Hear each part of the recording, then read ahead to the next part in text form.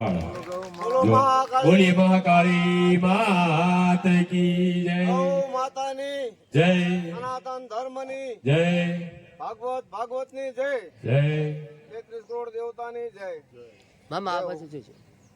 બોલો સદગુરુ મહારાજ सदगुरु की।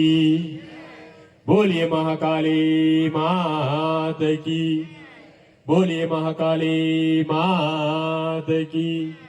ભગવતી રાંદલ માત કી હોય મહાકાલી માનું હૃદય હોય અને આપણા સૌનું આસ્થાનું જો મેન કેન્દ્ર હોય તો એ છે મહાકાલી માનું પ્રાગટ્ય.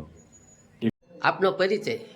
હું અનેક સામાજિક ધાર્મિક સંસ્થા સંગઠન સાથે જોડાયેલો અને ગૌરક્ષક સમિતિના ગુજરાત પ્રદેશ સંગઠન મંત્રી અને રાજ્યના ઉપાધ્યક્ષ અને કાઠી ક્ષત્રિય સેનાના પ્રમુખ સામતભાઈ જેબલિયા બોટાદ. સામતભાઈ, આજે મહાકાળી ધામે તમે આયા છો, શું કહેશો? આજે મહાકાળી ધામમાં ભાગવત કથાનું આયોજન ભાવેશ બાપુ શુક્લા દ્વારા કરવામાં આવી રહ્યું છે. આજે એનો 5મો દિવસ છે આજે. અને મહાકાળી ધામના જે મહંત મહારાજ ભાવેશ બાપુ રહ્યા તેઓ અનેક સામાજિક ધાર્મિક સંસ્થા સંગઠનો સાથે જોડાયેલા છે. તેમને કુંભના મેળામાં મહામંડલેશ્વરનું પણ પદ મળેલું હતું અને તે પછી તે હમણાં તે અમને અખિલ ભારતીય સંત સમિતિમાં બોટાદ જિલ્લા અધ્યક્ષ તરીકે પણ નિમણૂક કરવામાં આવી છે. તે અમારા ગુરુ સ્થાને છે.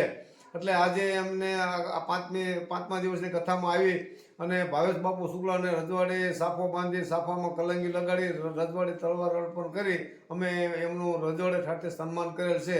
અને જગતગુરુ અમદાવાદ જગન્નાથ મંદિરના મહંત દિલીપદાસ બાપુને પણ મેં સાફો પહેરાવી અને તલવાર અર્પણ કરી સન્માન કરેલ છે.